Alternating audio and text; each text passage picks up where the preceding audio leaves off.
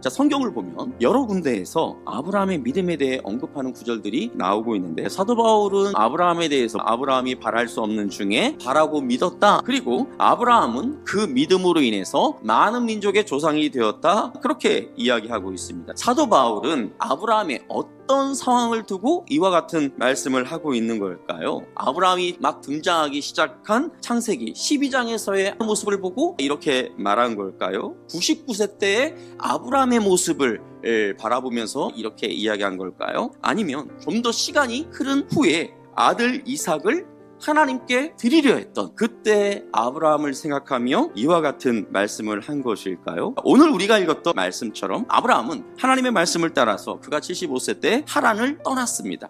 물론 아브라함은 하나님께서 자신을 통해 큰 민족을 이루게 해주실 것을 믿고 떠났어요. 만일에 그런 믿음이 없었다면 그 친척과 아비집을 떠나라고 하는 이 명령은 쉽게 따를 수 없는, 순종할 수 없는 말씀인 것이죠. 자, 그런데 하나님이 아브라함에게 고향을 떠나 하나님께서 보여주신 그 땅으로 가라고 한 것이 창세기 12장의 하란에서가 처음이 아니라는 거예요. 아브라함이 하란에 있기 전 메소포타미아에 있을 때 하나님께서 이미 아브라함에게 나타나셔서 고향과 친척을 떠나 하나님이 보여줄 땅으로 가라고 말씀했다라는 겁니다. 아브라함이 첫 번째 부르심을 받았을 때 저 밑에 갈대아 우리에서 위쪽으로 900km 정도를 이동을 하죠. 하란으로 이동을 합니다. 데라와 자기 아내 사라 그리고 조카 롯을 데리고 하란으로 이동해 갔다가 거기서 얼마간의 시간인지는 모르겠지만 머물러요. 한참을 머물렀던 것 같아요. 그런데 그 이후에 데라가 죽으니까 하나님께서 아브라함을 다시 불러내십니다. 아브라함과 사라 그리고 롯이 하란을 떠나서 이스라엘에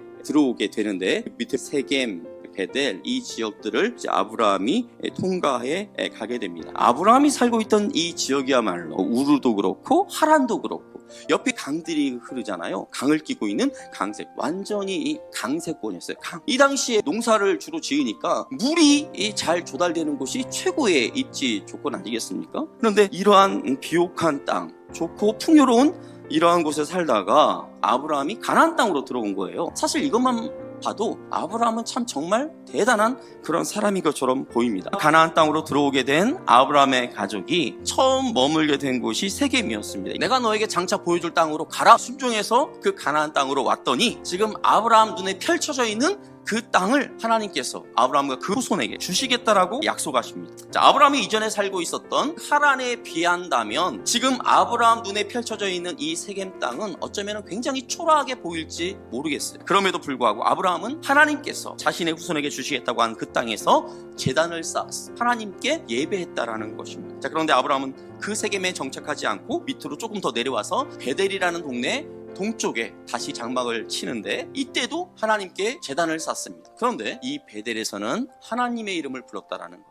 여호와의 이름을 불렀다라는 것입니다. 이것은 아브라함의 신앙이 점점 성장하고 구체화되어져 가고 있는 그런 모습을 보여줍니다. 자, 하나님은 아브라함을 갈대아 우르에 있을 때 이미 부르셨어요. 그런데 아브라함이 그 하나님의 부르심 앞에 온전하게 응답하지 못했죠. 아버지와 그 식솔들과 함께 하란으로, 그 갈대아 우르는 떠났지만 하란 땅에 머물면서 꽤 오랜 시간을 거기서 보내게 됩니다. 그렇게 하자 하나님은 다시 이 아브라함을 부르셨죠. 사랑하는 성도 여러분, 아브라함은 처음부터 강력한 믿음의 소유자가 아니었습니다. 아브라함의 인생을 인도해 가신 하나님께서 아브라함의 그 상황에 맞게 그때 도전하시면서 그의 믿음이 성장하도록 도와주셨다라는 거예요. 하나님은 저와 여러분의 인생을 인도해 가실 때도 마찬가지입니다. 우리가 생각할 때는 때로는 힘든 상황이 있죠. 버겁다라고 느껴질 때가 있죠. 자, 그렇지만 주께서 우리의 상황과 형편을 아시고 우리에게 꼭 맞게 도전하시고 우리의 믿음이 성장하도록 도와주시는 하나님이심을 믿으시기를 바랍니다.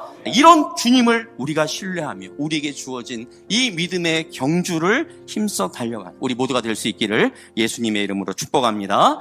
아멘.